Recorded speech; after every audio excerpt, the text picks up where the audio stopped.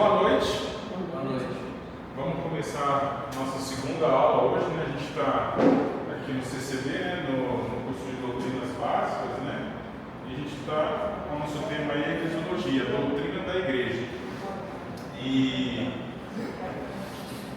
vamos orar para a gente poder começar. Aí eu retomo um pouquinho da próxima aula, porque tem alguns irmãos aqui que não vieram, mas a gente não perder tempo e seguir caminhando aí no conteúdo. Amém? Vamos, curva a sua cabeça.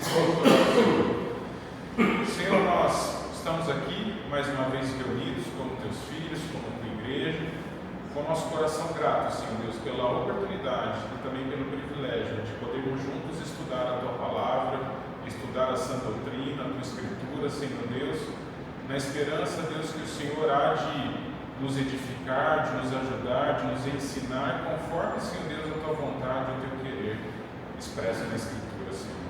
Que o Senhor abra o nosso entendimento, abra o nosso coração para receber e perceber as tuas verdades, os seus princípios, e que isso possa vir de verdade, Senhor Deus, impactar as nossas vidas de uma forma que nos leve, Senhor Deus, a atitudes e a agir e a crer de uma forma correta no Senhor, na tua palavra, Pai.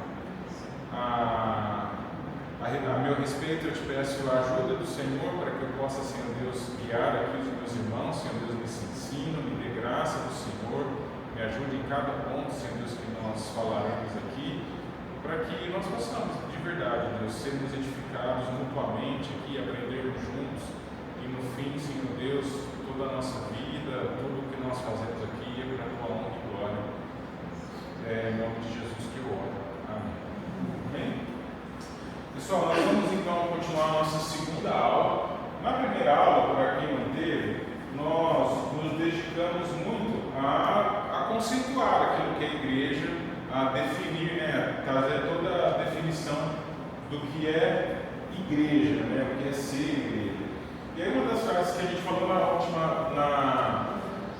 última aula, e eu trago aqui de volta para essa aula, é uma frase do Jonas Madureira que faz no prefácio. Ele diz nesse livro aqui, um livro muito bom, A Igreja é Essencial. Esse é um livro que ele... Boa noite.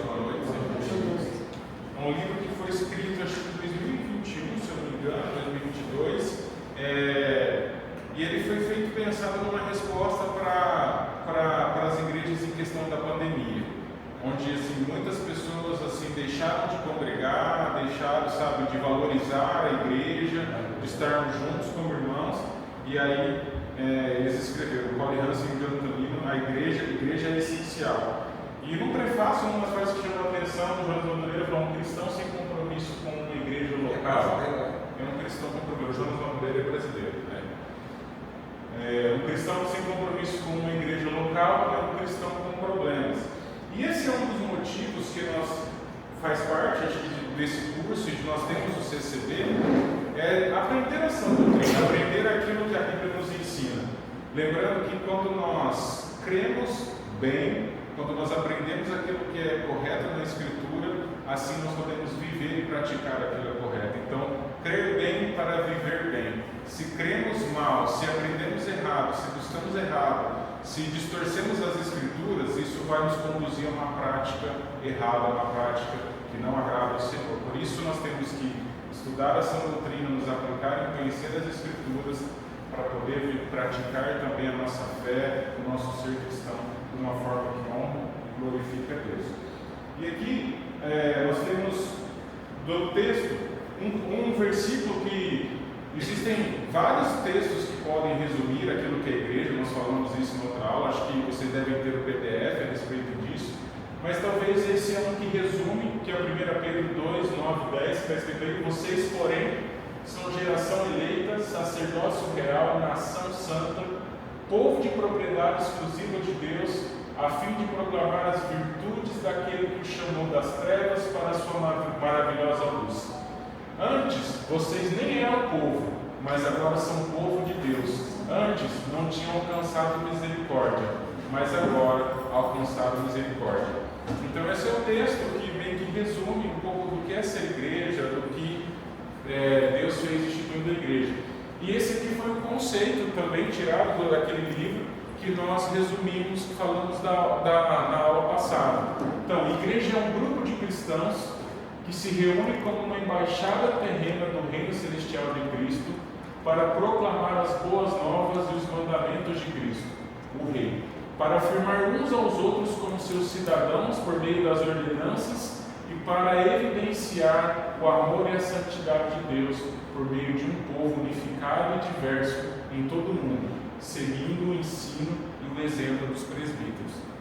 Então nós falamos um pouco na aula passada sobre a Igreja Universal. Não é universal do Reino de Deus, é a Igreja Universal, né? Nem a Igreja Católica, que também não é a Igreja Católica Romana, mas a Igreja, quando a gente fala Igreja Universal, e o termo correto é Igreja Católica, são todos os cristãos que creem em Jesus, que se arrependeram dos seus pecados e que confessam Jesus. Essa é a Igreja, nós fazemos parte dessa Igreja. Só que nós aprendemos também que existe o desdobramento da Igreja Universal, que é a Igreja local, que é onde aquilo que nós cremos e aquilo que por exemplo, que é o significado da Igreja Universal, ela se manifesta de forma concreta através da Igreja local. E eu queria assim, fazer um desafio para vocês nesse sentido, e aí vocês podem livre para falar, comparando esses dois textos, o que você vê naquele que tem nesse aqui? Só para a gente, vocês acordarem e participarem também. O que tem em comum aqui?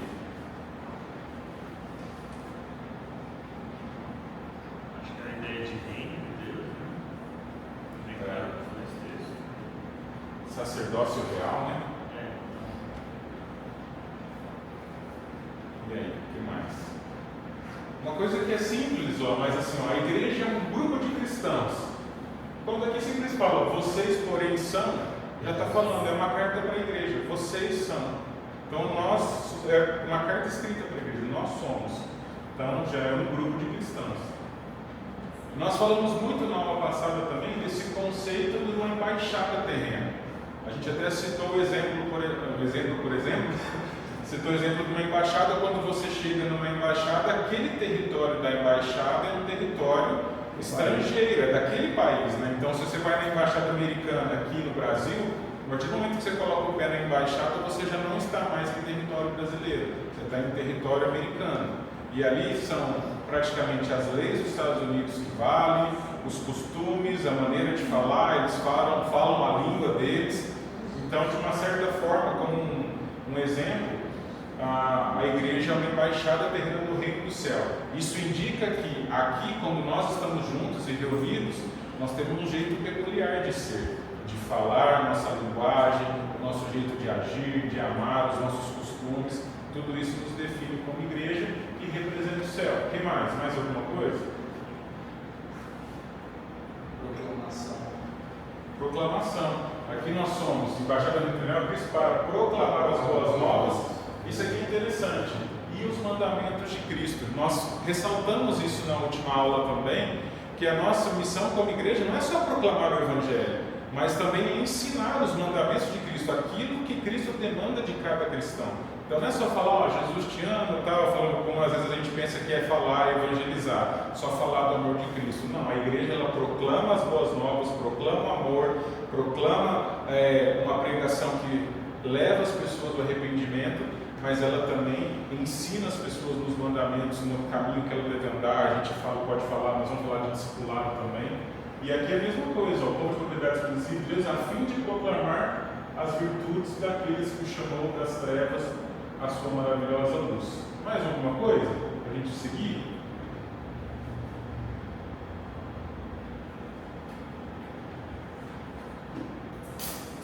Acho que podemos ir, né? Então vamos lá, nós vamos entrar aqui na aula de hoje, e esse é o resumo.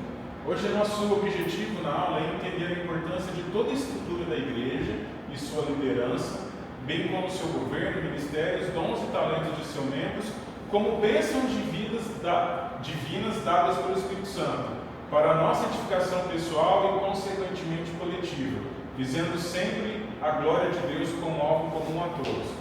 Até quando estava eu e o João aqui, nós estávamos meio assim, em dúvida se isso aqui está certo ou não. Foi uma maneira que escrevi, mas o que eu explicava que está na minha cabeça? Que uma coisa é mútua, uma não é primeiro do que a outra. A partir do momento que nós entendemos os dons, os talentos e a estrutura da igreja, e nós buscamos a viver isso como uma bênção divina, nós somos edificados mutuamente, somos edificados coletivamente, mas também somos edificados de uma forma pessoal também.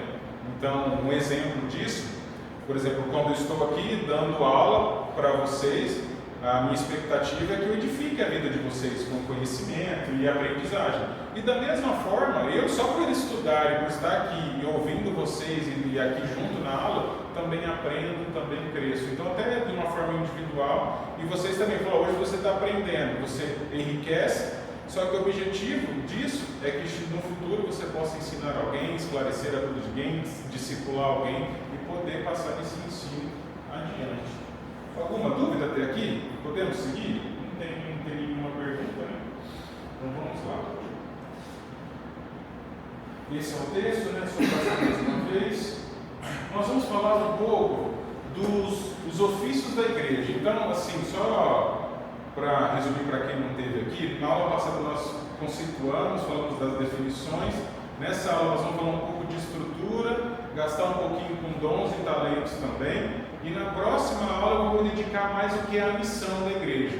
Apesar dela estar sempre envolvida em tudo que a gente está falando, na próxima aula eu quero trazer bem mais a questão daquilo que é a missão da igreja. Então nós vamos falar um pouco dos ofícios da igreja. Os ofícios da igreja, aí como está escrito, são estruturas da igreja, e as pessoas que os exercem são os líderes que servem nessas funções, assumindo várias responsabilidades e com a autoridade apropriada para o seu desempenho. Então aqui tem alguns textos e nós vamos ver que na estrutura da igreja nós temos assim definido como o apostolado, o bispado, eu coloquei nesse lugar, mas é o bispado, o presbiterato e o diaconato. Alguém entende, quer falar sobre isso, alguma coisa assim? Já ouviu falar sobre os ofícios da igreja? Já estudou dessa forma ou nunca ouviu? O vice-presbítero não seria a mesma coisa? Nós vamos falar disso. Logo mais questão de ancião, né? O só ou é presbítero? Vamos chegar lá. Mas é isso mesmo, mas tem uma proximidade sim. É igual, mas é diferente. É igual? Mas é diferente. O que mais? Alguém mais tem alguma? Vamos assim, só para a gente poder definir, falar do apostolado. O apostolado, nós cremos, né, e assim a gente entende na Escritura, a Bíblia deixa muito claro, que é um ofício da igreja que já se encerrou, que ele foi justamente atribuído a certos homens de Deus, que vocês sabem quais são as características de um apóstolo? Quais são as credenciais, por exemplo, de um apóstolo? Para a gente poder definir, alguém lembra? Alguém já estudou sobre isso? Acho que além de toda Deus, né, que todos pedem, né? Acho que ver Cristo e caminhar com ele. Exato. Uma das principais credenciais do apóstolo foram aqueles que o próprio Cristo escolheu para caminhar durante toda a jornada dele aqui na terra e serem testemunhas oculares da sua mensagem, da sua obra na cruz, da sua ressurreição e também da sua ascensão. Quantos apóstolos nós temos? Nós temos. Ou nós tínhamos, né? Melhor. Nós temos Tem muitos falsos aí que dizem que é. nós Nós vamos só falar temos disso. 12, né? 12 com Então, 12, né? 12 com Judas, né? 12 com Judas, Não sei se lembra. 500, né? Então, Judas ele se matou, né? Conforme a Escritura diz, ele não é considerado um apóstolo. Então, assim, mas não são 11 somente. A Escritura define outras pessoas também como apóstolos. Um que não é muito citado, que às vezes acho que o Mário pode me ajudar, que talvez foi citado uma vez, é que quando eles escolhem alguém para substituir Judas. E vocês lembram qual é o nome dele? Matias, muito bem. E qual que era o critério? Lá quando eles vão escolher, eles vão jogar a sorte, né? Eles definem um critério. Qual que é o critério que eles definem? Alguém lembra? Querem ler lá Atos 21, 22?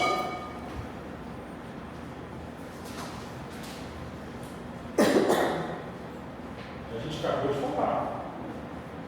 Só para vocês participarem. Isso.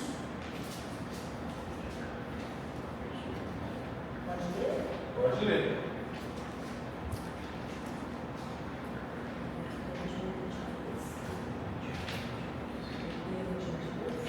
Capítulo 1, 21 e 22. Capítulo 1, 21 e 22, né?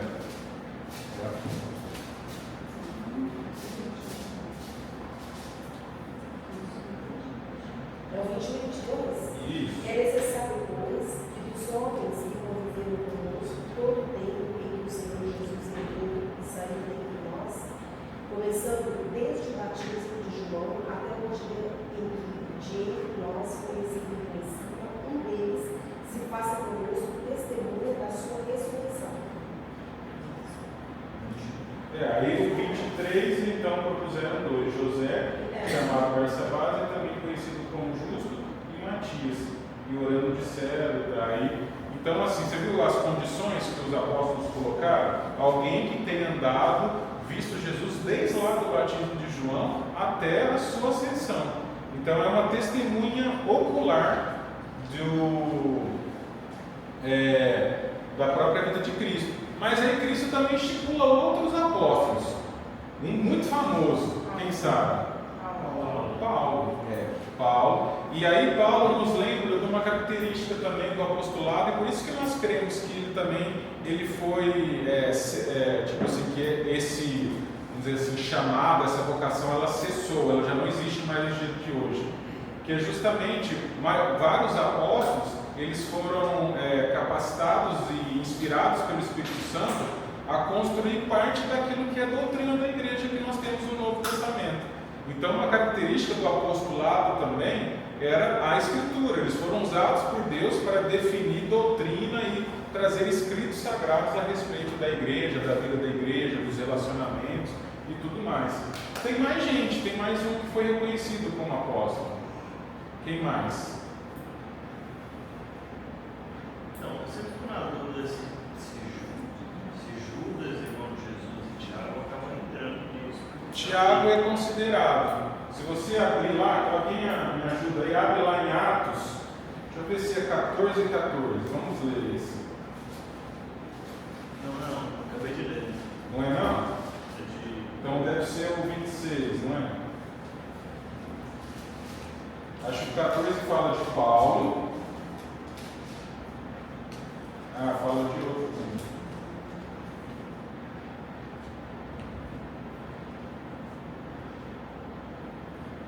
Lá no 14, fala de outro que a gente não cita, mas porém ouvindo isto, os apóstolos Barnabé e Paulo, rasgando as suas roupas, saltaram para o meio da multidão gritando. Então, assim, na igreja, na própria escritura, alguns consideravam também Barnabé como um apóstolo também. Nós não temos escritos dele, mas a gente vê que ele participou também desse início da igreja, que é uma outra característica que nós vamos falar. Lá em Atos 26,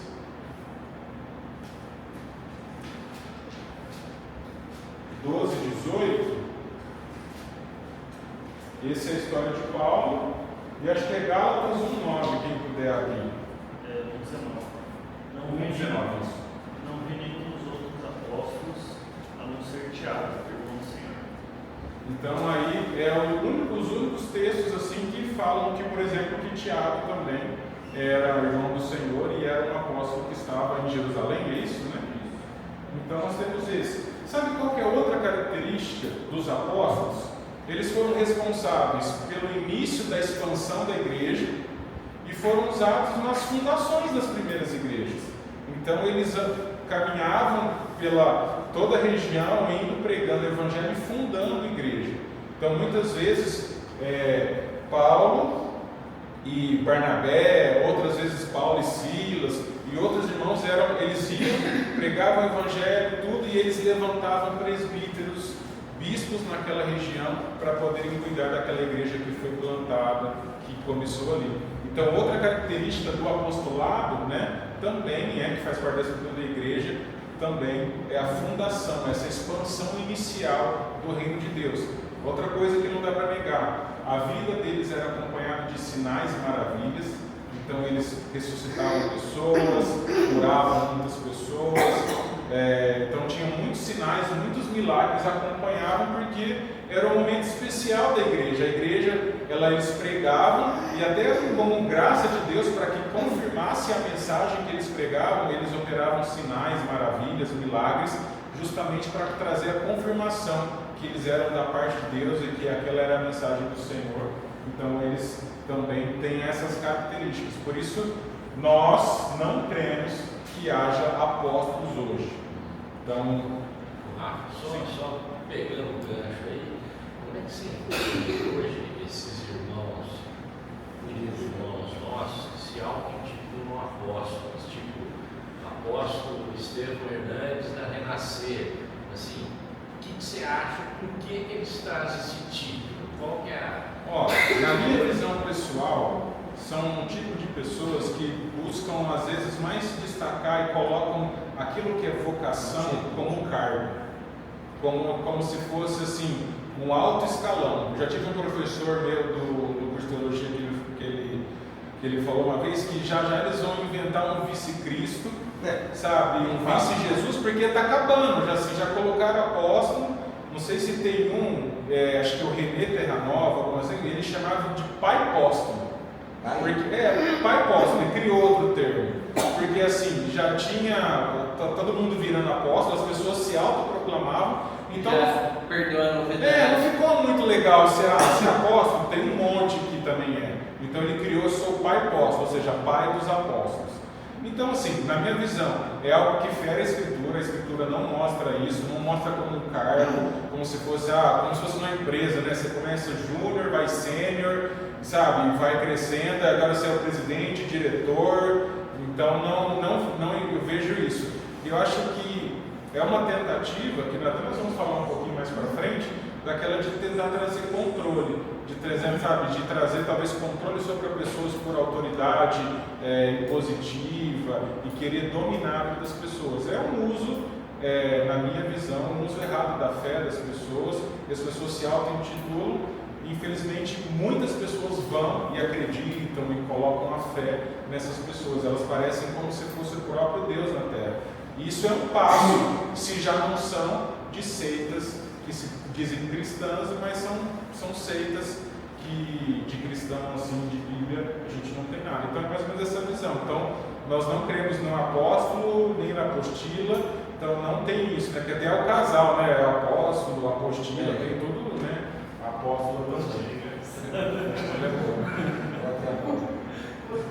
Então, o apostolado, nós temos que já cessou, foram aqueles que foram testemunhas oculares do Senhor, que participaram de grande parte da escritura do Novo Testamento e caminharam com Cristo também, então, e eram acompanhados de sinais e maravilhas, aquilo que nós temos na Escritura. E agora, como o João já deu spoiler, o bispado e o presbiterato, ele tem essa semelhança. É engraçado, nós vamos ver, abre nesse texto aí, se eu não me engano, deixa eu ver se é esse texto. Acho que é esse texto, 20, 28. Que é engraçado, por exemplo, que Paulo usa os dois termos justamente para os mesmos tipos de pessoas. Então, tanto bispo, que vem do grego episkos, né? Episkopos, e a palavra, por exemplo, do presbiterato, do presbítero, também, que é um derivado da palavra poimen, que fala, Mário, me ajuda aí, que é a palavra pastor, é como se fosse tudo uma coisa, bispo, presbítero e pastor, como se fundassem uma coisa só. Quem pode ler lá Atos 20, 28? Orai por nós e todo o rebanho sobre o qual o Espírito Santo nos constitui bispos, para apacentardes a igreja de Deus, a qual ele comprou com o seu próprio sangue. Você consegue ver os três termos num texto só, Paulo usando? Os três ou dois, deixa eu só ver. Só para cuidem de vocês mesmos e cuidem de todo o rebanho. Essa palavra cuidem, ele tem aquela ideia do pastor, daquele que cuida, pelo rebanho no qual o Espírito Santo os colocou como bispos. Então a palavra bispos, então, você cuida, mas você é bispo também. Aí na minha versão, para pastorearem a igreja de Deus, a qual ele comprou com o seu próprio sangue. Então eles são termos que praticamente se equivalem. Eles têm basicamente a mesma função e provavelmente a mesma responsabilidade.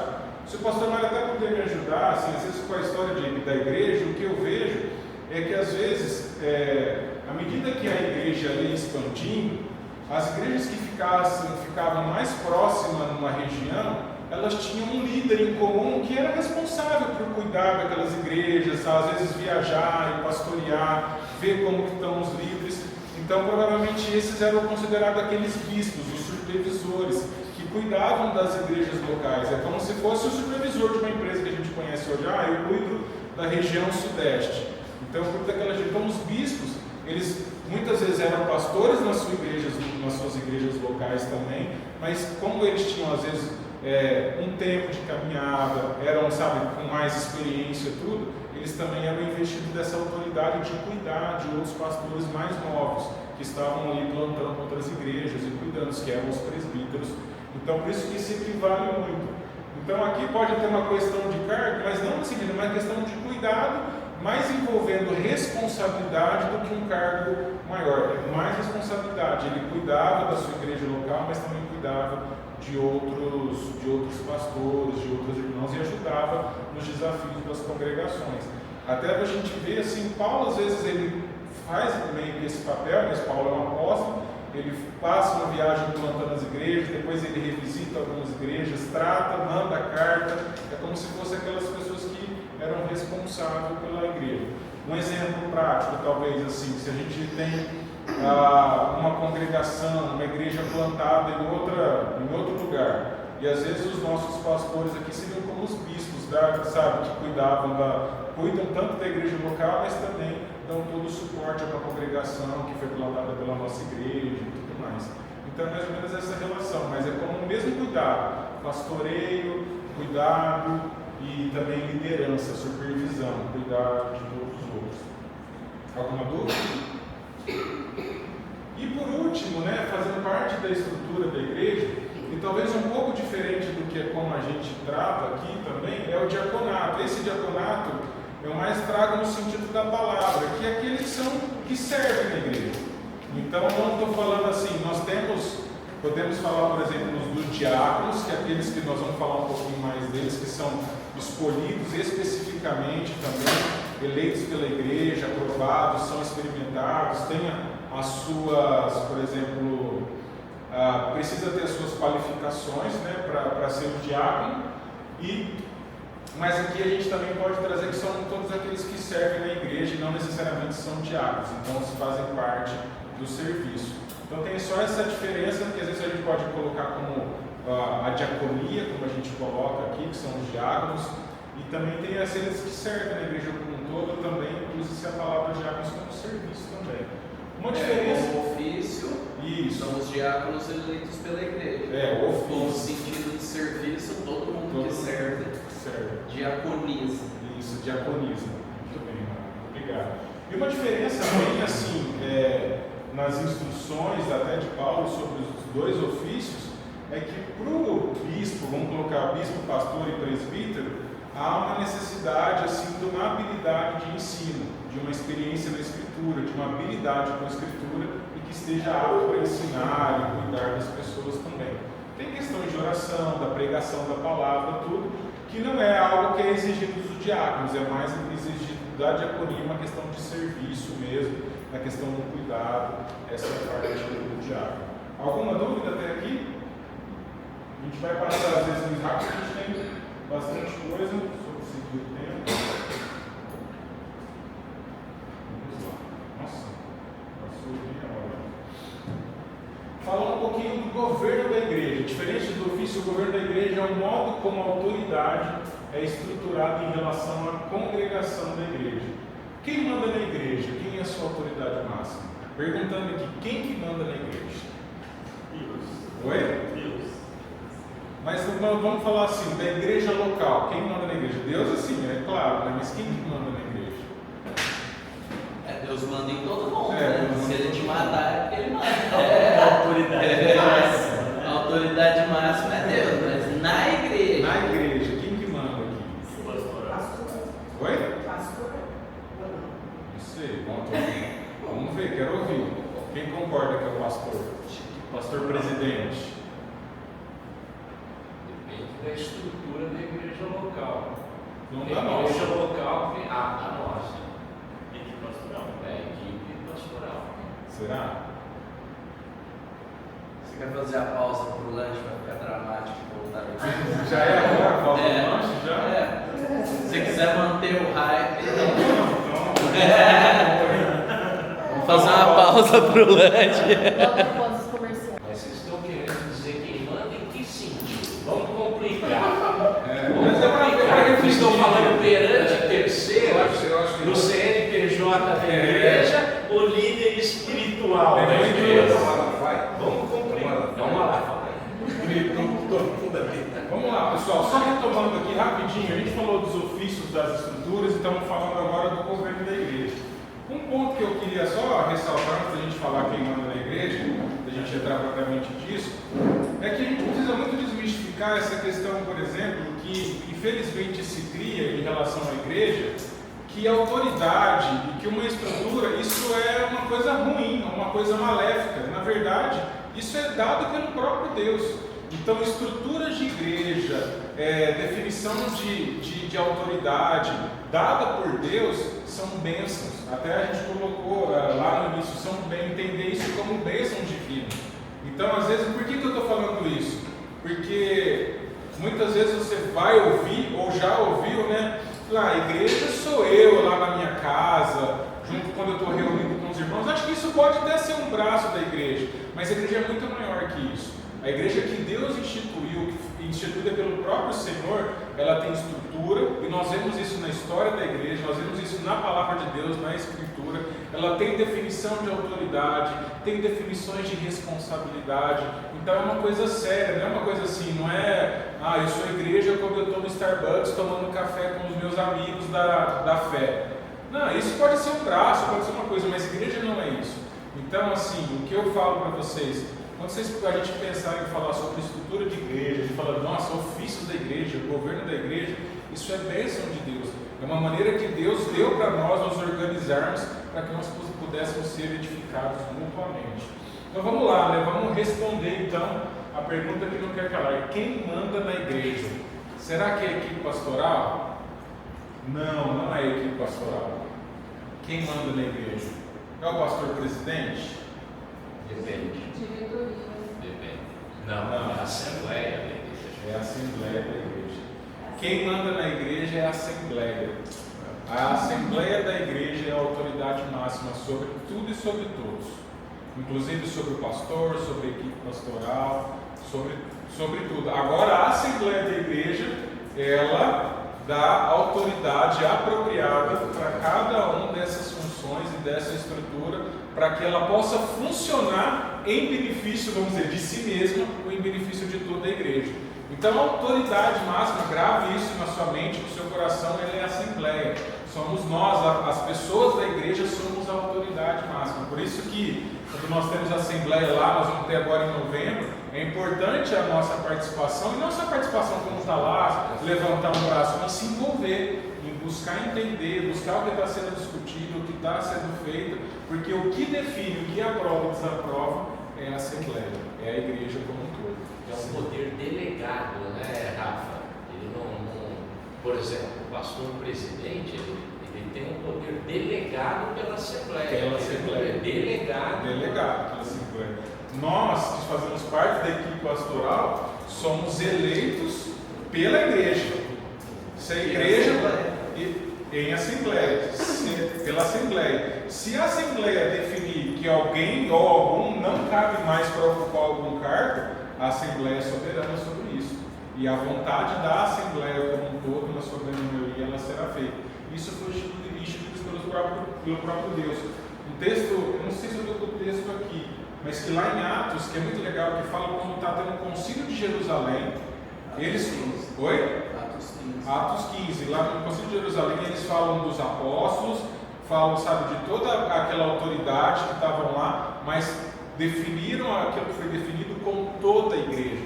Toda a igreja participou daquela definição. Então tem a estrutura, tem, por exemplo, aquele que dirige a assembleia, que toma conta da parte de fazer todo o procedimento de pauta, levantar as votações, tudo mais com maneira de facilitador, mas no final a palavra máxima é a que a assembleia definir.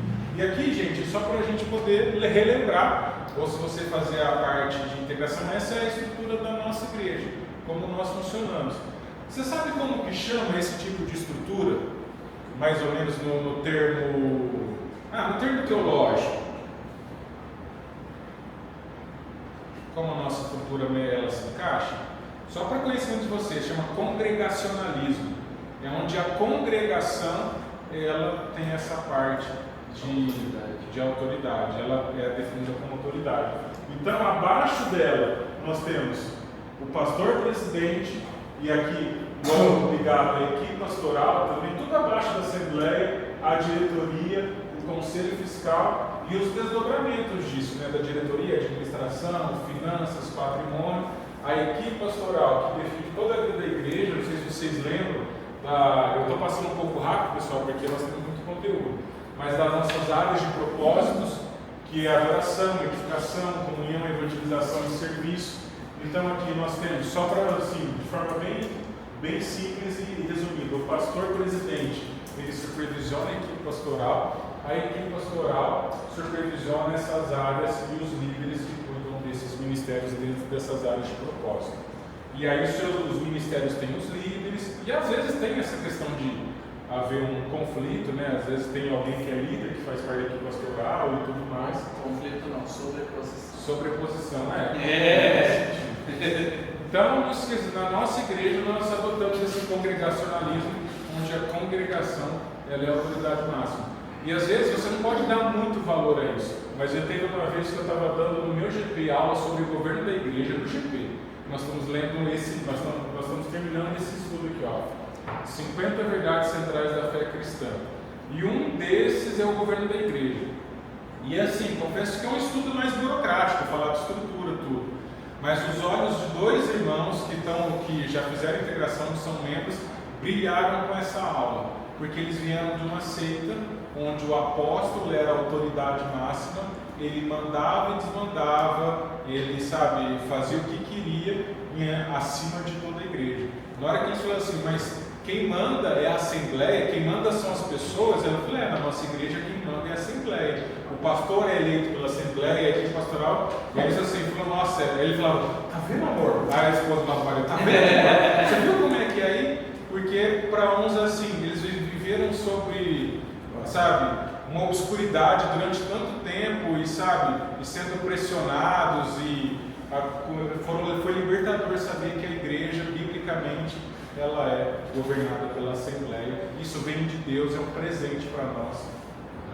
É um negócio que você estava falando aí, me veio na cabeça, aqueles irmãos, né, aquelas pessoas desigrejadas, né? Sim. Que a gente vê que muitos irmãos queridos, mas tem uma dificuldade em aceitar liderança, né? Sim. Que a Assembleia elegeu, né? Quer dizer, é uma confusão, igual você falou da turma do GP, né? Sim. Quer dizer, a pessoa falando, não, eu não quero me submeter ao sujeito X, mas não é o sujeito X. Uma Assembleia tem 200, 300, 400 pessoas e você faz parte, né? E tem a sua voz, se você quiser, a voz, você levanta lá e fala. Você levanta e fala, então tem isso também. Mas, pode falar, por favor. Não, e é preocupante que nós não saibamos isso de cor. É um alerta para nós, porque isso daqui está no nosso DNA, é como a coisa funciona. Se a gente acha que a equipe pastoral É como se nós estivéssemos delegando que é nossa responsabilidade que Deus vai cobrar de nós. De nós não, de cada um de nós. Isso. Porque se a autoridade é da congregação, o seu interesse em saber dos assuntos, dar opinião, conhecer quem vai ser votado. Porque a pessoa fala, eu não conheço. Você está aí todo domingo, conversa com a pessoa. Você vai receber a pauta. É um desdobramento que Deus vai cobrar de cada um. Cada voto vai cobrar. Então muda a perspectiva. Se a gente tivesse numa igreja episcopal, né, que é essa do líder, ele manda e desfaz, é outra coisa. Existem igrejas que têm essa estrutura, não é aqui. Então isso traz responsabilidade para cada membro, né? E cada membro vale um voto, seja da equipe pastoral, diretoria, o voto de todo membro vale igual no final. Outro princípio bíblico que a gente adota também é uma coletividade de também na parte da autoridade. Por mais que nós temos aqui o pastor presidente, que está nessa figura que responde até, né, juridicamente pela igreja, nós temos um coletivo, seja na equipe pastoral, seja na diretoria, até no conselho fiscal, porque na Bíblia muitas das coisas eram definidas como essa autoridade coletiva, justamente acho que em proteção, creio eu, em proteção de toda a assembleia, de toda a igreja, uma coisa que Deus deu. Então, justamente assim, isso é bênção, isso é um presente de Deus para nós, nós precisamos aprender a valorizar, e isso não deve ser um tabu para nós, a igreja cheia de autoridade, isso é uma... Sempre que a gente falar sobre igreja, estrutura, liderança, é para falar com alegria, porque isso é uma bênção e um presente que Deus nos deu. Só o time ele levantou primeiro? En esa estructura, a la hora, si la iglesia tiene algún problema, a asamblea puede ser feita, né? Pode. Como uma decisão. Isso, nós temos nossa assembleia normal, como funciona aqui, né? Anual, ordinária, né? A gente fala anualmente, nós temos a assembleia, só que precisando de alguma coisa que aconteceu, alguma decisão que está regida pelo nosso estatuto, que também é aprovado em assembleia, nós precisamos convocar uma assembleia extraordinária, justamente para poder definir. Então, saiu algum membro da diretoria, alguma coisa que é relacionada com pauta, tudo que precisa constar, e a gente anda muito certinho, registra tudo isso em cartório, é preciso convocar uma nova assembleia para repor esse cargo e a autoridade se restabelecer de acordo com a vontade da assembleia. E seja assim, às vezes em alguns, por exemplo, não sei quem da história da igreja, às vezes na compra que vai, por exemplo, a compra de um terreno ou de alguma coisa que envolva, sabe, uma decisão mais séria em relação aos gastos da igreja, de algum investimento, a assembleia toda participa. Tem quórums, né? Tem quórums, tudo. A maioria, sim. Então fica o encorajamento, nós estamos perto da assembleia. Tudo que vai ser falado é entregue pelo menos com 15 dias de antecedência, leia, participe, tire suas dúvidas. Se você não concorda, procure antes. Você pode levantar lá na assembleia lá e falar, eu não concordo com isso, mas você teve 15 dias antes para fazer. Então meu conselho é, seja sábio, converse, procure entender com antecedência, discuta. Se você não for convencido, quiser fazer uma proposta, você tem essa liberdade também. Não, é que eu talvez foge um pouquinho, mas quando o Mário fala de você procurar a pessoa para conhecer a pessoa, tudo, uma pergunta assim, os GPs, eles não limitam um pouco a gente de conhecer outras pessoas? Assim, talvez vocês vão falar, não, mas tem os cultos, você pode estar conversando com essas pessoas.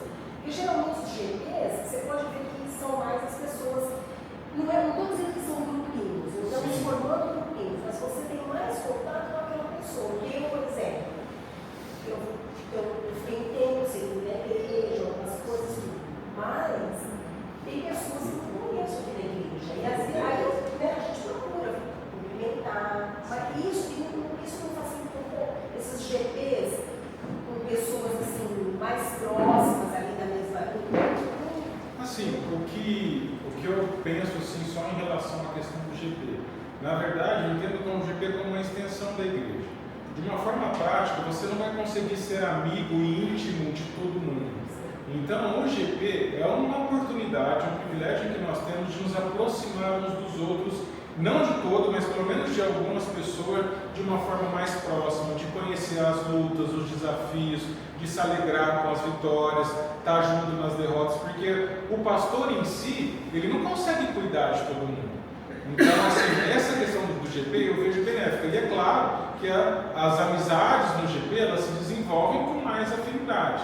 Mas quando a gente fala de procurar conhecer, é pelo menos, por exemplo, conhecer aqueles que estão participando da equipe pastoral, aqueles, por exemplo, que fazem parte da equipe pastoral. Eu talvez não gostei do seu GP, mas a gente pode marcar para conversar, pode marcar para ter um tempo junto, para você conhecer como eu creio, como eu penso, qual que é a minha ideia de equipe pastoral, como eu vejo. Então, assim, acho que o GP... Você vai voltar neles também, seja o conselheiro fiscal, sabe, pesquisar saber dele, se ele tem todas as habilidades necessárias para poder cumprir aquele papel e tudo mais. Então, assim, acho que o GP é uma questão, acho que até diferente. É mais para a gente buscar um cuidado um dos outros. Eu sempre falo, o GP é a extensão da igreja. Eu não consigo viver o que eu vivo com o GP com todo mundo. Imagina se você tem que sair, tomar um café e estar junto com todo mundo igual você está com o pessoal do GP. Então é uma oportunidade, sabe aquele pastoreio mútuo, você orar, você chorar junto, você estar junto, se divertir, às vezes sair junto. Então você não precisa fazer isso com todo mundo, porque não dá, mas pelo menos com um pouco de gente a gente Mas consegue eu fazer. sou a favor, gente. Não, sim, eu não entendi diferente não. Mas realmente a gente vai... É que o GP não é para limitar, ele é para consolidar, mas não concorrendo. E por outro lado, por isso que a nossa visão não é de grupos pequenos e eternos. O grupo tem que crescer, o grupo que não cresce está doente, aí tem que acabar. O grupo tem que crescer, se consolidar e formar novos líderes. E dói, crescer dói. A gente cria amizades, eu tive não pode falar de visão, uma multiplicação recentemente, e a gente dói no coração, sabe? Aqueles amigos que você conquistou, só que você quer, qual que é o objetivo? Eu quero receber pessoas novas, tem gente chegando, Deus está mandando gente. Então a gente multiplica, nós abrimos 2 braços para alcançar as pessoas, para poder desenvolver amizades. Então é assim que nós pensamos. Fala, Rafa, me veio na cabeça também, isso eu estou falando por mim, tá? Sim. Que a gente às vezes perde a ideia do serviço à igreja. Sim. Então não é GP só.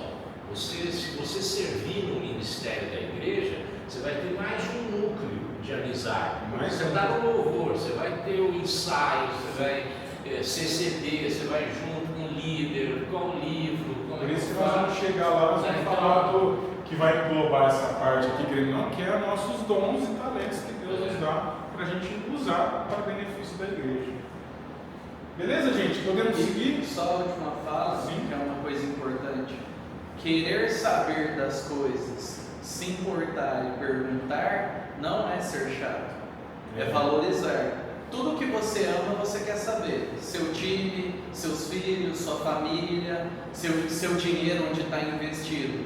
Aí na igreja a gente tem essa tendência de terceirizar e depois cobrar. Ah, mas como que decidiram? Decidiram do mesmo jeito que decide tudo, só que você não estava interessado. Se você se interessar, você vai perceber como é bom. E eu falo como alguém da liderança. Quando alguém fala, Mário, como é que é isso, como é que é aquilo, estou pensando isso, quero dar uma dica. E aí a pessoa participou do processo. Aí ela fez parte daquilo, ela contribuiu. Então vamos tirar aquela ideia do eu vou incomodar se eu marcar, se eu perguntar, se eu quiser entender melhor. Não, isso é demonstrar amor. Tudo que a gente ama, a gente se importa, né? Um exemplo disso, se você quiser vir no EM, todo mundo da igreja convidado. É participar do encontro dos líderes de ministério, dos líderes da igreja. Ele é convocado, a gente sempre fala lá nos avisos, é convocação para os líderes, porque os líderes têm essa responsabilidade de estar, mas os membros são convidados para saber o que eles estão conversando, estão falando o quê e como está. Então, se envolver é bênção de Deus e é para o nosso bem, para a edificação mútua. Vamos falar um pouco dos ministérios da igreja. Os ministérios da igreja são serviços concretos que a igreja realiza no cumprimento do seu propósito. Eu não vou me estender muito no propósito, eu sei que fica meio estranho, né? Nós vamos falar, mas qual que é o propósito? Nós vamos dedicar uma aula mais para falar da missão da igreja, do seu propósito, mas está mais basicamente tudo aquilo que a gente tem falado a respeito do que é ser igreja. Então aqui nós temos alguns deles aqui dos serviços que é colocado na igreja. Adoração, quem da mensagem fala que é adoração? música? Quem acha que é música louvor? Também. Mas adoração é tudo que nós fazemos quando nos reunimos nos domingos aqui juntos.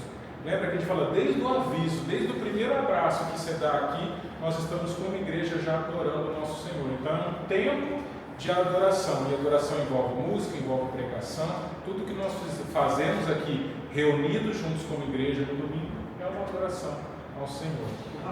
Sim. Só uma dúvida, adoração e louvor são tratados como sinônimos, assim, na questão ministerial? Como o que? Desculpa. Sinônimos? Em Como que? questão ministerial? Não. Porque tem o ministério de adoração. Seria correto também dizer ministério de louvor? Não, ministério de música e Não, ministério de adoração. aqui é a área de proposta. Área de proposta. Seria correto dizer área de proposta de louvor? Não área de proposta. Aqui dentro dessa área de proposta de adoração está a questão da música e da oração. Sim, mas o louvor. O louvor ele faz parte desse serviço de adoração. Então, quando estou louvando a Deus através de cânticos, eu estou fazendo adoração também, estou participando da adoração ao Senhor. É que tem algumas pessoas que definem louvor como pelo nome de Deus, eu louvo por quem Deus é e eu adoro pelo que Ele faz, ou inverte. Algumas pessoas têm essa separação. Geralmente o que eles falam, a gente louva a Deus pelos seus atos, pelos seus feitos e adora por aquilo que Ele é. Mas não é, mas assim, a adoração que nós estamos falando aqui é como uma questão do serviço daquilo que a igreja faz coletivamente junto. No geral. No geral. Então tudo que nós fazemos é para a adoração do Senhor. Sabe? É para adorar quem Ele é, para exaltar, honrar o nome dEle. É isso que eu falo, desde um abraço, um cumprimento que você dá quando a gente está junto aqui, isso é adoração. O aviso, a pregação, uma prestação de contas que é feito lá, tudo isso é adoração ao Senhor. Isso faz parte da adoração. E não, música também faz parte. Entendi. Porque lá em 1 Coríntios, né, fala que fazer tudo para a glória de Deus. Outra questão, proclamação, que é a pregação do Evangelho. Então isso faz parte também do serviço da igreja, de acordo com o propósito, a gente tem que proclamar a palavra de Deus. Evangelismo também, então é quando nós também levamos o Evangelho para as pessoas, para fora da igreja, buscando outras pessoas, até mesmo dentro da igreja, como nós vamos fazer no sábado, trazendo... Isso que é a mesma coisa os dois, não? O quê? Proclamação e evangelismo? Não necessariamente, assim, elas podem estar interligadas, mas a proclamação é aquela, a gente pode entender como aquela pregação que é feita quando nós estamos reunidos. Então é a palavra pregada. E o evangelismo, ele também é pode ser um braço quando a gente busca aqueles que não são cristãos. Então tanto a proclamação da palavra, ela pode alcançar os não cristãos, mas ela também é para a edificação da sua igreja, do seu corpo. Então muitas vezes nós temos uma palavra, por exemplo, em série aqui, como nós temos, que ela talvez não tenha, vou usar esse termo, a pegada evangelística para buscar, por mais, né, pastor Mário, que ela sempre tem. É impossível você tirar da mensagem a questão do evangelho. Mas assim, vamos dizer assim, talvez o maior intuito dela é trazer a edificação da igreja, mas quando a gente fala de evangelismo, acho que são mais quando a igreja se organiza para poder, se mobiliza para poder propagar o evangelho para não cristãos. Que é o que a gente faz nos eventos evangelísticos. Às vezes tem igrejas, por exemplo, que não é nosso caso, fazem alguns cultos só de evangelismo, onde a mensagem é aquela mensagem que sempre tem um apelo, conduz a pessoa ao arrependimento. Então tem isso, mas o evangelismo é justamente essa parte para buscar a pregação para pessoas que estão de fora e pregar o evangelho para elas nesse sentido. O discipulado, que é o cuidado, que é um desdobramento disso. Então, por exemplo, você vê que tudo meio que está interligado. Então o discipulado é um desdobramento disso. Então, às vezes nós vamos lá, pregamos a palavra de Deus, as pessoas se convertem, se arrependem dos seus pecados, as pessoas precisam ser cuidadas. Então a igreja também tem essa responsabilidade de cuidar dessas pessoas que elas também que estão chegando. E os que estão aqui também. Os que estão Quem aqui já faz parte. já passou pelo processo, está sendo cuidado e faz parte disso. que aí talvez venha a proclamação, que é tipo a pregação da palavra, o ensino, o próprio centro de capacitação bíblica é um braço da igreja para edificar a nossa vida, em conhecimento da Escritura, para a gente poder crescer e amadurecer na fé. A ação social também é um braço, às vezes, da igreja que busca a gente atuar, sabe, fora da igreja com necessitados, pessoas que precisam também, sempre com foco também de ser um serviço da igreja para levar o evangelho, levar a mensagem de Deus. E até mesmo assim, eu diferencio assim, talvez o socorro aquele voltado bem para dentro da igreja, porque se uma família que está necessitada, que é membro da igreja, precisa, às vezes está com um aluguel atrasado, uma conta atrasada, está precisando de uma cesta básica, precisando de algum remédio, alguma coisa, a igreja ela atua trazendo socorro, trazendo alívio para esses irmãos. Mas a ação social é quando a gente, além de cuidar dos nossos, a gente cuida também daqueles que são de fora, que às vezes não são irmãos, não fazem parte da nossa congregação, do nosso igreja, mas também nós temos que cuidar. Até em Gálatas você até fala, né? A gente ajudar todos, mas assim, de preferência, principalmente os da família da fé. Nunca negligenciando nossos irmãos da fé. É o que fala. E aqui, a missão da nossa igreja, glorificar a Deus, reconciliando e aperfeiçoando em Cristo. Então, quando a gente fala reconciliando, João, talvez eu traria para o evangelismo. Quando a gente prega, nós temos esse ministério de reconciliação. A igreja tem esse chamado. Então, a gente aperfeiçoando, talvez ligado mais à proclamação, na adoração quando a gente está junto, no ensino. E isso são simples, né? Só Rafa, cultuar também seria, por exemplo. Oi? Eu penso assim na questão da adoração, quando aquilo que a gente pratica em comunidade aqui na igreja, por exemplo, tem cada celebração coletiva, né? A ideia de a gente chamar essa reunião de culto tem a ver com o próprio fato de a gente fazer tudo isso em adoração, em devoção a Deus. E até, por exemplo, se você acha até interessante, se você pega o termo em inglês, ele chama de service, que é tipo assim, service, né? Que é para assim, é um tempo de serviço, é quando a igreja ela se reúne para servir uns aos outros. Então, o cultuar, ele, para mim, mas quem quiser complementar, ele traz a ideia que nós não estamos aqui por nós mesmos. Que é aquela ideia muitas vezes que a gente, eu vou na igreja porque eu preciso de uma palavra, eu preciso me refrigerar, eu preciso, sabe, de um gás para a minha semana, preciso ouvir uma palavra de conforto, eu preciso de alguma coisa. E a gente, muitas vezes Deus é tão bom que nós vivamos na igreja e Ele faz isso. Mas a gente sempre tem na ideia que nós vamos para a igreja para buscar a Deus, cultuar a Deus, estar ali pelos nossos irmãos. Então, até quando eu falei, nós conversando até na integração, eu falei isso quando a questão do louvor. A gente poder se alegrar quando a gente está lá levantando as mãos, cantando, e olhar para uma família do lado também adorando ao Senhor, sabe, sendo abençoada, crescendo em Deus. Então, você sabe, famílias juntas, buscando a Deus, sendo edificadas. Então, isso é bênção demais. Então, eu entendo que o culto, a gente chama de culto, porque nós não estamos aqui por nós mesmos, estamos aqui para Deus e logo pela família deles também, que são as pessoas que performam. Não sei se alguém quer acrescentar. Então, esses são os ministérios da igreja, gente, tudo meio resumido e rápido. Agora vamos falar um pouco dos dons espirituais. Nós temos 20 minutos aí, vamos dedicar um pouco a eles. Um dom espiritual é um atributo especial dado pelo Espírito Santo a todo membro do corpo de Cristo, de acordo com a graça de Deus para uso do contexto do corpo. Então, o dom espiritual é para alguns? Não, é para todos. Então, se você faz parte da igreja, se você é membro dessa igreja, membro do corpo de Cristo, membro da igreja local, você recebe um dom do Espírito Santo, um dom espiritual, para poder ser usado no contexto do corpo. Todo cristão deve buscar descobrir, desenvolver e usar o seu dom ou dons espirituais também. Descobrir, desenvolver e usar seus dons espirituais vai te tornar melhor e mais capaz, podendo fazer mais por Deus. Te ajudará a encontrar o seu lugar na igreja com mais facilidade. Tende a desenvolver uma autoestima sadia. Isso aqui está no texto, eu nem gosto muito dos termos, mas está aqui, né? Sem pensar em mais do que convém de si mesmos, que está lá em Romanos 2,3. Outro ponto, alguém discorda de alguma parte disso aqui? Vai te tornar melhor, pode dar conotação de comparação com os outros. Isso. Mas o propósito não é se comparar com os outros. Isso, perfeito. Vai te tornar melhor. É comparado consigo mesmo. Isso. anteriormente, né? Essa é a E definição. esse fazer mais por Deus sou estranho, né? Sou estranho Eu não também. faço mais por Deus, eu faço com Deus e eu faço para Deus. Eu não faço por Ele, eu faço para Ele. Ele é o objetivo final, né?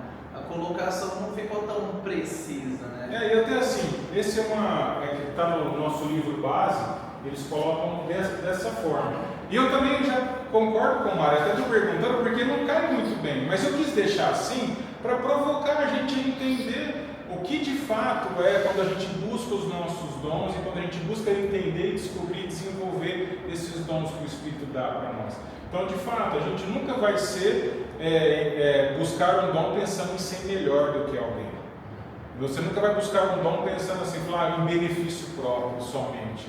Até logo, por exemplo, no final lá de 1 Coríntios 12, no início do 13, quando ele fala lá, aquele famoso, né, ainda que eu fale a língua dos anjos, ainda, sabe, que se eu não tiver amor eu nada serei, aquele texto famoso, no final do 12, ele fala, né, buscar com zelo os melhores dons.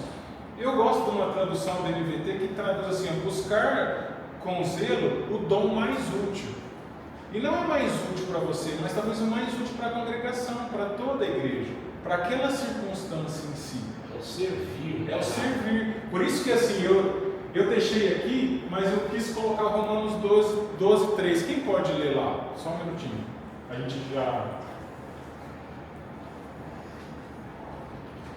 E aqui eu creio assim, pastor Mário, que ele quis dizer fazer mais por Deus, é que quando você está no lugar certo, exercendo aquilo que Deus te chamou para ser, com o dom de Deus, você consegue desempenhar melhor o seu serviço, o seu dom. Sim. Então não é que você vai fazer mais por Deus, mas talvez aquilo que você está no lugar errado, fazendo de forma assim, sabe, tipo assim, com peso, você Seria mais produtivo. Seria mais produtivo, você está no lugar certo, fazendo de acordo com o dom que Deus te deu. E até, tipo assim, te ajudará a encontrar. Nós não estamos na igreja para buscar a nossa autoestima, entendeu? Mas não é mentira que quando nós entendemos a nossa vocação, entendemos o nosso dom e vemos esse dom de Deus agindo em nós e através de nós para o benefício das pessoas, nós de certa forma nos sentimos assim, Deus nos dá a graça de nos sentirmos satisfeitos nele, satisfeitos em Deus. Nossa, eu te chamei, eu estou fazendo aquilo que eu chamei. Isso traz sacrifício, traz cansaço, às vezes traz choro, dor, né? Mas também traz alegria. Às vezes você pode, por exemplo, sair daqui cansado, tipo, vamos dizer, o pastor Mário deu várias aulas, pregou, chega esgotado no final de semana. Mas depois sabe durante a semana que famílias foram edificadas, que famílias foram abençoadas, que pessoas cresceram, que através daquela pregação umas pessoas se arrependeram. Então tem a recompensa de cumprir o seu dom também. Isso traz alegria para nós também. Pode ler. Porque pela graça que me é dada, digo a cada um de vós que não pense de si mesmo além do que convém. Antes pense com moderação, conforme a medida da fé que Deus repartiu a cada um. Então, justamente, não pense mais de si mesmo além do que convém. Então, eu acho que tem. Eu não sei nem como que eu ponho isso, eu estou até encontrando palavras direito, mas eu acho que tem pessoas que têm dons assim, que Deus usa de forma tão grandiosa para até abençoar a vida de outra pessoa, sabe? Eu acredito nisso. Eu acho que todos têm dons. sim. Mas parece, não sei, parece que tem pessoas que Deus usa, não estou dizendo que usa mais, mas eu sei, aquela pessoa, ela faz diferença realmente na sua vida.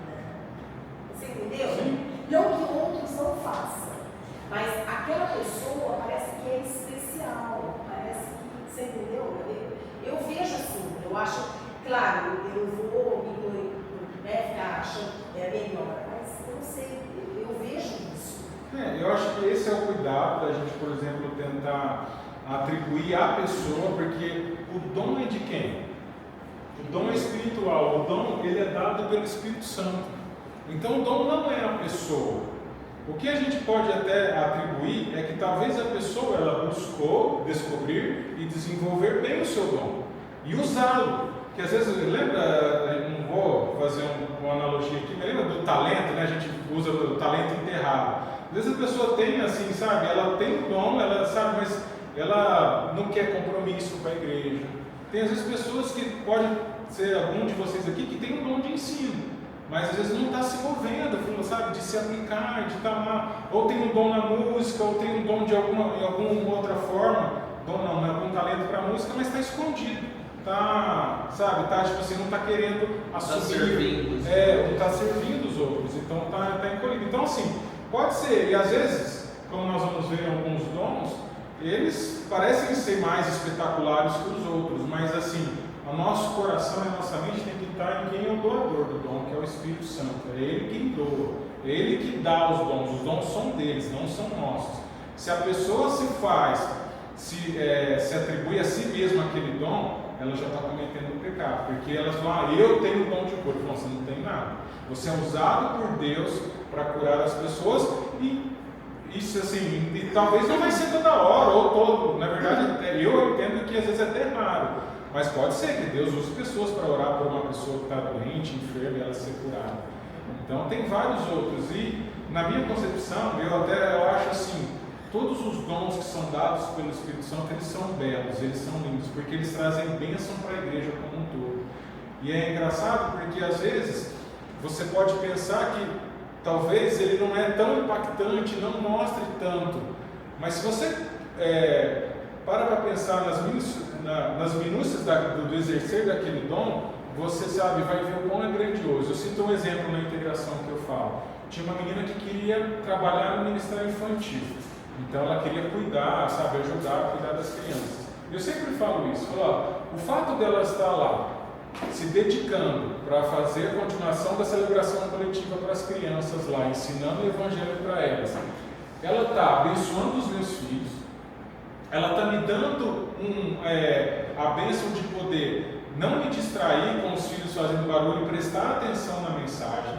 Logo, eu consigo prestar atenção melhor na mensagem, captar aquela mensagem de uma forma mais adequada, vamos dizer assim, ouvir, sabe, com mais seriedade, com mais foco na mensagem. Aquela mensagem impacta a minha vida, ela me transforma, me torna num pai melhor, me torna, sabe, num marido melhor, me torna num servo de Cristo melhor, me torna um empresário melhor. Então, assim, às vezes, tá vendo? Ela está cuidando dos meus filhos, está lá abençoando. Parece que eu só estou cuidando de criança. Não, o impacto que ela traz na família da igreja como um todo é grandioso demais. Então, por isso que eu creio assim, que todo dom ele é belo, ele é, sabe, dado por Deus, ele tem o seu valor, porque em cada momento ele vai agir em uma circunstância. E o que ajuda a ver a questão de olhar para as pessoas como especial é porque a gente gosta das pessoas. Então, às vezes, não tem a ver com dom, tem a ver com quem que eu gosto. Eu gosto desse exemplo que ele é mais frio, mas ele coloca em perspectiva. Você não agradece um martelo pelo prego na parede, você agradece a pessoa que usou o martelo. Então, quando a gente pensa que Deus é a pessoa que usou o martelo e quem tem o dom é só o instrumento, a glória vai para Deus. Você não vai jogar o martelo também para qualquer lado, você vai cuidar dele, mas você vai se alegrar em Deus, não na ferramenta. Então isso dá o equilíbrio, adequado, para não achar ilusoriamente que eu não uso o ministério crescer. Então, se eu não tenho filho pequeno, ele não é importante. Ele é importante para você? Não. Só que se você cresce, é um líder melhor, você me serve melhor. Então é pensar como família, né? Sim. Não é pensar como aquilo que funciona para mim hoje. Se não tiver isso, eu vou embora. Se não tiver isso, eu não gostei. Mas aquilo que serve melhor a igreja, né? E às vezes não vai me servir tão bem, mas é o que serve melhor toda a igreja. Então eu lido com isso, né? Perfeito. Muito bom. Eu queria falar sobre aquilo que você trouxe a respeito desse trecho que ele fala sobre tornar-se melhor e tudo mais. Sim. Porque é realmente uma coisa que eu acho que realmente eu acho que isso está certo da mensagem cristã, né? Eu acho que essa comparação não deve ser totalmente tornada, porque eu acho que para um âmbito da nossa fé é a questão de servir, né? A questão de que primeiro, quem quiser ser primeiro, que seja o último, quem quiser ser senhor, que seja servo. Então, porque o próprio filho do homem não veio para ser servido, mas para servir, né? Sim. Então, eu acho que é uma mensagem muito central na fé cristã. Agora, em relação a essa mensagem, eu estou tornar-se melhor, por exemplo, eu pessoalmente, você pode me corrigir, você pode me corrigir se for tiver outro livro, mas eu entendo que você muito aquela passagem de Efésios 4:11. Na verdade, o Paulo ele fala, né, sobre os dons de apóstolos, cientistas, profetas. Eu gosto do versículo 12 que fala, com vistas ao aperfeiçoamento dos santos para o desempenho do seu serviço, para a edificação do corpo de Cristo. Então, na minha perspectiva, o que ele fala, né, o livro, no caso, fala que isso vai te tornar melhor, eu acho que está falando desse aperfeiçoamento aqui de Efésios 4:12, né?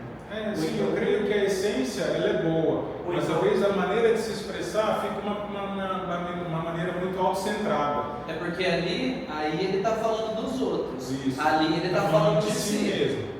São pessoas diferentes.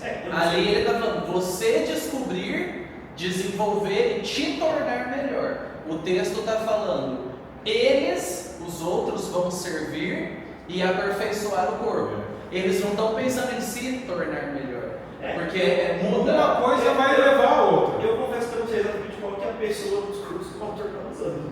Agora, quando assim, a gente fala sobre o cristão no geral, tornar-se melhor, eu entendo que é o aperfeiçoamento. Esse então, eu acho que, eu creio que essa é a essência. Quando nós buscamos desenvolver os nossos dons, é justamente descobrir qual é a parte. Lembra que o Paulo usa uma parte, usa o corpo humano como exemplo? É descobrir onde a gente se encaixa, para a gente poder, servir melhor, para a gente poder, servir mais, quando eu falo mais, não é mais em quantidade, mas é assim, servindo aonde Deus quer que você serve, de acordo com o seu dom, com excelência, com alegria, e não como peso.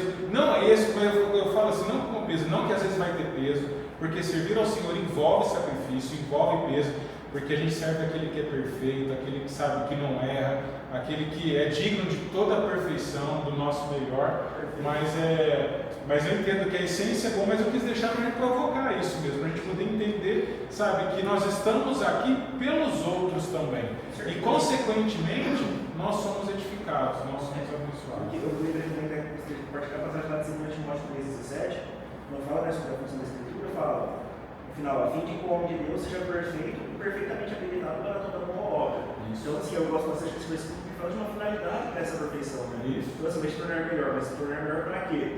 Melhor em quê? Eu acredito que é melhor no exercício daquilo que edifica o corpo de Cristo, ou seja, daquilo que glorifica a Deus e serve as pessoas. De uma forma bem resumida, a gente está aqui servindo mutuamente para a nossa edificação mútua, e isso significa que nos tornando mais parecidos com Cristo, e à medida que nos tornamos mais parecidos com Cristo, nós abençoamos, servimos e vamos fazer. Que a gente foge do linguajar que pode parecer egocêntrico. Então a gente não usa que tornar melhor, a gente usa amadurecer. A gente tenta fugir desse linguajar, que é o que está escrito aí. Sim. Ele não tem problema se for entendido assim, mas a gente foge dele porque muitas vezes ele não é entendido assim para muitas pessoas que chegam aqui. Então a gente foge dele para não correr o risco de dar a entender errado. O poder das É palavras. o excesso, aquela questão do zelo, né? E como a gente está, por exemplo, numa aula de ensino, a ideia é fomentar o pensamento, para a gente poder discutir isso. Tanto é que essa parte mais curiosa, eu concordo que realmente ela pode gerar. Eu acho que sim, não está errado o que ele falou, mas eu acho que pode gerar uma interpretação sendo um pouco equivocada à medida que você sente que Deus precisa que eu faça alguma coisa por ele. Exato, sim, perfeito. Eu até lembrei a última passagem, porque eu outra versículo que eu vou compartilhar, que é Romanos 36, também conhecido, né? Porque dele, por meio dele, para ele são todas as coisas. Mas assim, o que eu posso fazer por Deus que já não venha dele? Sim. Eu concordo totalmente. E aí, assim, só completando, a igreja fica mais sadia, o corpo todo amadurece, cresce e se desenvolve.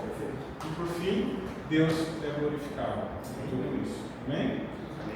Ó, aqui tem uma lista, o livro ele coloca 26 dons como existentes na Bíblia. Eu confesso para você que eu não achei todos eles. A gente não crê. E a gente não crê em todos, mas é como que o livro aqui coloca. Mas assim, grande parte, se eu não me engano, até aqui mais ou menos nós vemos os dons, depois a gente pode ler Romanos, eu vou deixar como lição de casa para você tentar achar os dons aí. E aqui apóstolo a gente pode entender também como um dom, mas é uma vocação, um chamado, que também entra o pastor, evangelista, que está na base de Efésios 4 também. E alguns aspectos são colocados também, às vezes, como algumas virtudes. Então, por exemplo, acho que a hospitalidade, pastor Mário, é tido como dom ou como virtude? mandamento. É um na mandamento, verdade, né? Então, assim, então tem essas questões. Essa questão do celibato Martírio. pode ser. É por causa da tradução da palavra dom. Da palavra dom. Então, assim, por exemplo, do celibato, uma coisa que até estava lendo a respeito que é interessante. Às vezes a pessoa que vive em celibato, que não sente, é como se fosse um dom dado por Deus, que Sim. por ela mesma ela não conseguiria viver em celibato. Então Deus dá o dom para ela viver assim. Só que Deus demanda todo mundo o dom de celibato até que se case. Sim. Então nós temos que exercer esse dom aí até casar. Apocalipse fala que Deus escolheu alguns para o martírio. Então, assim, tá pegando uma interpretação geralzona. Né? O que eu tento entender é que, por exemplo, que a pessoa só consegue fazer isso pela graça de Deus, é conduzida e é dada por Deus. Por ela mesma, ela talvez não se explicaria. Mas aí está o jeito que ele coloca todos os dons. Mas o que o texto chama como os dons, a gente pode trazer basicamente até o 15, que é tanto profecia, serviço, ensino, exortação. Doação aqui também é contribuição, presidir, liderança, misericórdia, sabedoria, conhecimento, fé. Eu até achei um site que faz um teste online, que você clica, vai respondendo umas perguntas, depois eu posso mandar. Eu fiz lá assim, bateu um pouco com o meu no final, né? Mas é grande, tem umas 70 perguntas. Depois assim, mas é para te ajudar. Por quê? Porque você tem que olhar para os dons, né? Aqui, por exemplo, fica meio vago, ajudas diversas, administração, que entra um pouco, pobreza voluntária, coisas que estão no livro. Mas assim, o que eu entendi quando eu vi a explicação, eu fui atrás para saber. Pobreza voluntária é quando Deus dá para uma pessoa a capacidade, por exemplo, de não se apegar muito a bens, sabe? Ela vive de forma, sabe, de uma simplicidade extrema, uma extrema simplicidade, porque ela vive para contribuir mais. Então, tipo assim, ela é um dom. Alguém aí se identifica em algum dom que fala, eu tenho isso, eu vejo, isso é. Alguém já fez algum exercício? Olha, Eu já participei. Eu já participei de um também, quando nós éramos jovens, que eu era da Igreja Batista de Pirajá, e o pastor nos convidou. Nós vimos, foi uma situação que eu espero, assim, não vi mais hoje lá. Espero não ver, né? Porque realmente foi bem pesado. Só vamos que nós. Mas assim, uma coisa que é interessante a gente entender e estudar sobre os dons espirituais é que muitas vezes, primeiro, eles são do Espírito Santo. E eles não são uma coisa que, por exemplo, que às vezes é colado numa pessoa só. Alguns são, por exemplo, o dom de ensino, a gente vê o de serviço, parece que está na característica, mas às vezes alguns dons, eles são, por exemplo, para momentos e, por exemplo, circunstâncias específicas. Então, por exemplo, você vê às vezes assim, cura. Não é que aquela pessoa que foi usada pelo dom de cura, ela vai, sempre que orar, ela vai curar. Mas talvez num momento específico, sabe, Deus usou aquela pessoa, sabe, deu a ela o dom de cura para orar por uma pessoa. Eu já vi, por exemplo, uma história, acho que se não me engano, até do pastor Domingos, quando estava passando uma dificuldade com o filho dele. E Deus para ele deu uma fé que é diferente daquela fé do cristão, que tem, né, nós temos que ter fé em Cristo. Mas é como se você sabe aquela fé para passar por circunstâncias que você tem uma fé que você não sabe de onde vem, você sabe, né, que é um modo de dizer, você sabe de onde vem, mas sabe algo parece que é forte demais que você não tem essa fé. Sobrenatural. É sobrenatural. Deus te carrega com uma fé para passar uma dificuldade, umas circunstâncias assim difíceis na vida, algum problema grave, alguma doença que seja. Eles podem ser pontuais na vida cristão? Podem ser. Então, esse é o ponto, é isso que eu falo, circunstanciais, pontuais. Pode ser. Tem gente que crê que sim, Não tem nada na Bíblia que diga que não. Tem outros que creem, se você tem esse dom, é o dom que você vai ter e vai morrer com ele, não muda. Então tem gente que crê que você pode perder aquele dom, mas enquanto cristão, você vai sempre ter pelo menos um. Tem outros que creem que Deus capacita temporariamente. Não é algo tão claro na Bíblia os dons, tanto que olha a bagunça que os outros fazem. Sai transformando tudo em dom, que depende da sua interpretação. Por exemplo, a intercessão missionária como um dom. Todos nós somos chamados a interceder para que o reino cresça. Então, assim, muitas das coisas que estão aqui, elas são muito de todos nós, como Obediência. Obediência. Então, por exemplo, até falar ensino. Falou, ó, talvez você não tenha o dom, às vezes, de ensinar, mas você, em algum momento, vai ter que ensinar o seu filho. Se você sabe, eu não sei, mas você vai ter que se dedicar no discipulado, no ensino do seu filho, ou seja, num grupo pequeno, ou seja, de uma pessoa que você pregou e se converteu, sabe? Talvez você não vai ter, nossa, aquela didática, aquela oratória, mas você vai sentar com ele, ler junto, vamos, sabe? Então, se dedicar tudo, né? Então, assim, eu creio que alguns, eles são, por exemplo, lideranças que não são tão pontuais, e outros eu vejo como na história do que eu vejo da igreja, algo mais pontual do que, por exemplo, milagres. Você não vê, às vezes, milagres sobrenaturais acontecendo o tempo todo. Entendeu? Mas é por falta de fé? Não, a gente vê que os milagres foram muito utilizados por Deus na fundação da igreja, na época de Jesus, para confirmar a mensagem. Então, assim, são usados agora? Podem ser. Mas são tipo, uma pessoa está colada numa pessoa, tudo que ela faz é milagre, milagre, milagre. Eu não creio dessa forma. A sombra de Deus. Oi? A sombra, o lenço, né, do coisa. Em alguns outros jogos paletó em cima das pessoas também, tem essas coisas também. Então eu vejo assim, sabe, uma capacidade para enfrentar uma circunstância específica, entendeu? Então, por exemplo, eu vejo às vezes que tem irmãos e irmãs que não foram, parece, chamadas para o casamento. E Deus dá um dom de celibato para ela não sentir vontade sexual, não sentir essa atração, que elas conseguem se controlar melhor e elas se dedicam ao Senhor, se dedicam às coisas da igreja. Celibato não é só não casar, né? Não é só porque não a pessoa casar. insuportável, ela não casa. Não, peraí. Às vezes Deus capacita ela e falou, vou te ajudar nesse sentido. Certo, gente? Só para a gente encerrar, perdão o tempo, mas é o último. O que é importante a gente falar? O que não são dons. Então, assim, fica o dever. Romanos 12, 1 Coríntios 12 e Efésios 4. Como o pastor Mário falou, e fica registrado, às vezes há uma confusão de como a própria palavra de Deus, ela, no nosso entender, né, a gente precisa de como ela define os dons. Então ela define cura, milagres, dons, mas também serviço, ensino. Parece como se fossem outras categorias. Então, a gente não é exaustivo, né? Não é exaustivo, sabe? Ela não dá toda a clareza, não é assim, é assado.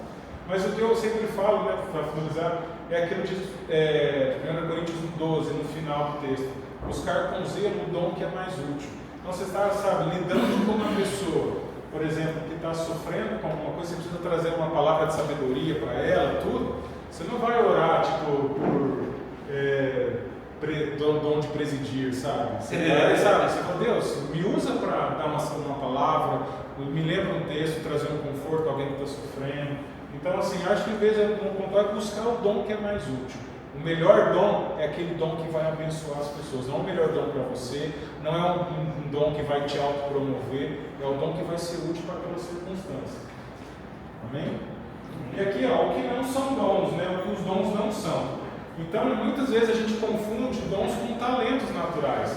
Que todos possuem certos talentos naturais, mas os dons espirituais estão reservados exclusivamente para os cristãos. No entanto, Deus pode transformar um talento natural em dom espiritual. Vocês concordam com isso? Transformar. Até coloquei entre elas. Transformar eu acho que não, mas ele pode dar um dom que vai de acordo com a habilidade natural que ele te deu. Se assemelha. Ele coloca para trabalhar juntinho, mas transformar dá uma ideia, né? Tipo, uau, ganhei um plus, né? É como assim, sabe, imagina, né? O cara tem uma boa oratória, tudo, é um palestrante no mundo secular, ele se converte. Aí agora ele vive um super saiyajin, ele tem poderes, agora ele fala com unção do Espírito Santo. Não é isso, né? Mas E as pessoas às vezes acham isso. Você é professor, você se converte, você tem que dar aula. Às vezes não. Às vezes você trabalha como professor, mas o que você quer é exercer o diaconato, arrumar papéis, relatório, ajudar a gente e pronto. Então, às vezes, trabalha junto, mas não é uma regra, né? Então é muito bom, por isso que eu até coloquei assim, a gente entender a diferença de talento natural, Porque às vezes, nossa, você viu o jeito que ele toca? Ele tem um dom, né? Mas às vezes isso não é dom. A Me gente... fez lembrar, desculpa, eu sempre fui da igreja desde pequenininha, né? E eu fui da igreja pequena 20 anos, 25 anos. Então, nós não tínhamos muito quem fizesse, então a gente fazia tudo. Então, desde a minha adolescência, eu dava aula para as crianças, eu sempre trabalhei com crianças, e eu nunca participava de tudo. Aí, e eu sou professora, né? Eu trabalho com isso. Eu vim para cá, que também já faz 24, né? Eu trabalhei um tempo no berçário e trabalhei um tempo, mas teve uma época, você falou isso, teve uma época na minha vida que eu não queria mais dar aula para criança. E isso me machucou muito no coração na época, porque eu falei, Deus, se eu gosto do que eu faço, eu poderia servir a igreja dando aula para as crianças, mas eu não sentia mais prazer nisso. No sentido assim, porque eu deixava de participar. Hoje, a estrutura que nós temos, dá para você participar, mas de culto hoje está totalmente diferente. Então, faz muito tempo que eu saí. E aí eu fiquei com isso muito tempo na cabeça, achando... Se sente ocupada. Me sentindo culpada, porque eu poderia contribuir, mas ao mesmo tempo eu não queria. Eu falava, gente, mas às vezes a gente até brincava, não quero mais ver criança na frente. Brincava assim. Mas, né, Isso é comum. O erro vai fazer viver errado. Uma culpa que você não precisava ter. Por isso que a gente, assim, até coloquei assim, ó, entre aspas, o transformado e o reforçado, porque é o que não é, assim, justamente o nosso talento natural não obrigatoriamente vai ser o dom que Deus dá. Porque mais uma vez, gente, o dom é de Deus, é dado por Deus, é o dom espiritual, ele não é nosso. Nós temos talento, Deus pode, como o Mário falou, às vezes vai ter uma sinergia naquilo que você é acostumado a fazer, naquilo que você entende que tem um talento natural, Deus pode talvez usar isso, mas talvez não, e tudo bem se não, isso tem que ser libertador, tudo bem se às vezes, né, por exemplo, o Rubens, né, advogado, lê contratos, não está estudando advocacia, ele já concluiu já ou não? Está concluindo, sabe? Mas não necessariamente você vai ter que vir para a diretoria, para o conselho fiscal. O Rubens já está no conselho fiscal. Mas você pode cuidar de gente, pode liderar um grupo pequeno e estar satisfeito nisso, porque é um dom que Deus te deu, é um presente que Deus te deu. Então isso é importante. Então, assim, talentos naturais não necessariamente são dons, entendeu? Então isso não tem uma conexão. Então Deus não transforma o seu talento num dom especial e nem o seu talento é reforçado quando você crê em Deus. Então talento não são. Outra coisa que é importante diferenciar é o fruto, que é o que a gente chama de fruto do Espírito, descrito em Gálatas 5, 25 e 23. O fruto não é descoberto como um dom, ele é desenvolvido à medida que o cristão caminha e se relaciona com Deus. O dom ajuda a definir o que o cristão faz, o fruto mais aquilo que o cristão é. Então o fruto do Espírito é aquilo que nós somos, é aquilo que deve fluir de todo cristão. Então isso é o que nós, mais do que relacionado ao que somos. Então, amor, benignidade, longanimidade, o fruto do Espírito não são dons. Nós falamos, eu não tenho dom para amar, eu não tenho dom, sabe, de longanimidade. Não, se você não tem, você tem que buscar, porque isso é algo que é fruto do Espírito Santo que habita em nós. Então, nosso caminhar, nosso relacionamento com Deus, nós precisamos desenvolver o fruto do Espírito. E por fim, também não são os nossos papéis. Os papéis são atitudes cristãs que se espera de todos os cristãos. Está mais relacionado ao fazer do que ao ser. Sua semelhança com o fruto é pelo que se espera de todo cristão. O que eu quis dizer aqui com os papéis? Por exemplo, eu não tenho dom de evangelismo. Então, tipo assim, pregar, falar do evangelho para outras pessoas, Deus não espera que eu faça isso. Deus não espera. Então, como eu olhei ali na lista, e eu não tenho evangelismo, então eu estou livre dessa obrigação, estou livre. Não existe isso. Tem coisas que são papéis de todos nós, de todos cristãos. Lembra quando eu falei do ensino? Você talvez não vai ensinar na igreja, mas você vai ensinar em casa, vai ensinar um discípulo, vai ensinar um irmão, sabe, que se converteu no super pequeno, às vezes alguém da sua família que está se convertendo. Você também, eu não preciso pregar. Não, nós somos chamados, nós temos a igreja toda, o ministério de reconciliação. Nós precisamos compartilhar o Evangelho de Jesus Cristo. Você tendo chamado ou não, você tendo mais vergonha ou menos vergonha. Tem certo que tem gente que tem facilidade, que você senta com uma pessoa, do nada a pessoa começa a conversar, já está pregando o evangelho, já está falando. Às vezes você não tem, você tem que se concentrar, você tem que pensar, você tem que ser intencional. Então, sabe, mas o nosso papel como cristão, ele não elimina essa questão daquilo que nós temos que fazer. Então, o dom, às vezes, é algo específico, tudo, mas o nosso papel como cristão nós temos que cumprir. Isso em vários outros aspectos, seja tipo, no nosso dever, quem pode me ajudar citando um exemplo, como um papel de todo cristão? Alguém? Exortar uns aos outros. Oi? Exortar uns aos outros. Exortar uns aos outros. Você tem o dom de exortação, mas se a gente vê o irmão em pecado, nós não temos que conversar com ele. Ou não, eu não, o irmão tem pecado, mas eu não tenho dom de exortação, então que Deus ajude alguém que tem o dom e vai lá e fala.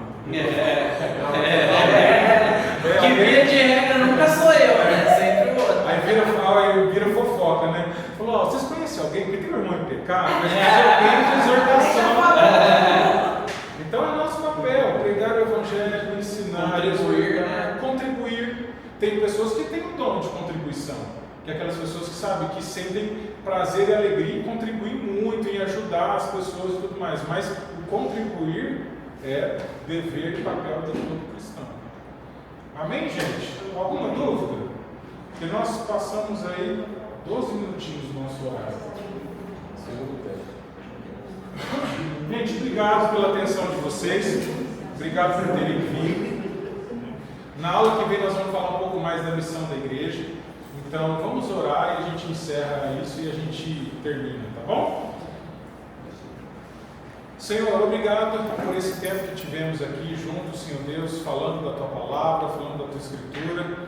Eu espero, Senhor Deus, mesmo que passando às vezes correndo pelos tópicos, Senhor Deus, porque nós temos muito conteúdo, que o Senhor nos ajude a assimilar aquilo que precisamos, Senhor Deus, de uma forma que isso impacte a nossa vida aqui na igreja. Que o Senhor desperte a nossa vida para o serviço à igreja, sabendo que isso, Senhor Deus, é um compromisso, é uma responsabilidade nossa como membro da igreja local, como servos de Cristo. Que o Senhor nos ajude de fato, Senhor Deus, a cumprir a nossa vocação, o nosso dom, honrar o Senhor com ele, Senhor Deus, para a honra e glória do Teu nome, para a edificação da Tua igreja. É o que eu peço em nome de Jesus. Amém. Só uma coisa que legal.